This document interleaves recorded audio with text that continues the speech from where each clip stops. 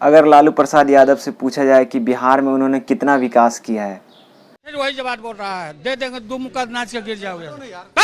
नीति आयोग की रिपोर्ट अनुसार बिहार देश का सबसे गरीब राज्य है और ये पहली बार नहीं है जब इस तरह के सर्वेक्षण ने बिहार की स्थिति को दर्शाया है।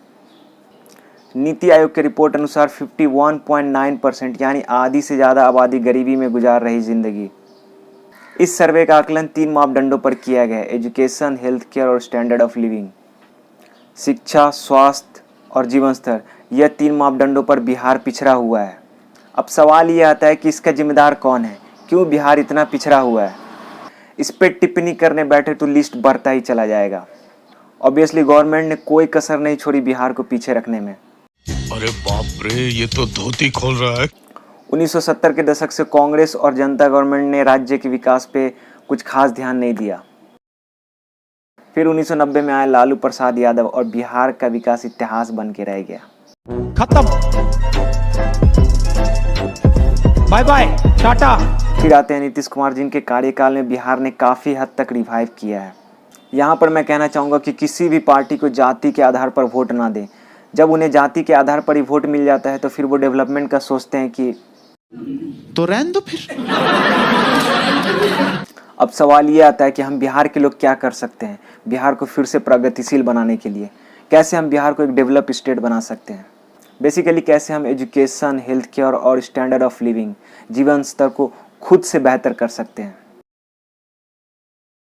सबका पढ़ाई लिखाई जो है स्टूडेंट्स सब खाली छोड़ी बटाता है।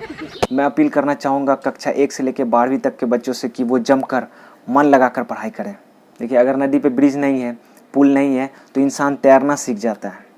तो जब सुविधाएं कम होना तो उसका रोना नहीं रोना चाहिए। इट मीन्स वो आपको और बेहतर और स्ट्रॉन्गर बना देगा। अगर आपको स्कूल कॉलेज से सही रिसोर्सेज नहीं मिल रहा है तो आप इंटरनेट का इस्तेमाल करिए, यूट्यूब का इस्तेमाल करिए, गूगल का इस्तेमाल करिए।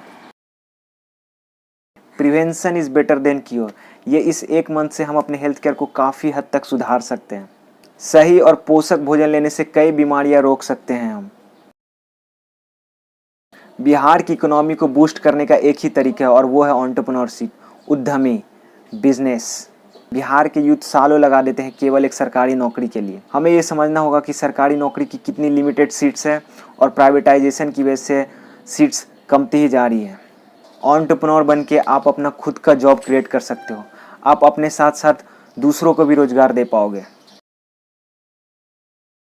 साथ ही साथ ये ज़रूरी है कि हम अपने एग्रीकल्चर सेक्टर को रिवाइव करें, मॉडर्न तकनीक का इस्तेमाल करें अपने फसल को बढ़ाने के लिए, अपने फसल को कमर्शियलाइज़ करें अपनी इनकम को बूस्ट करने के लिए।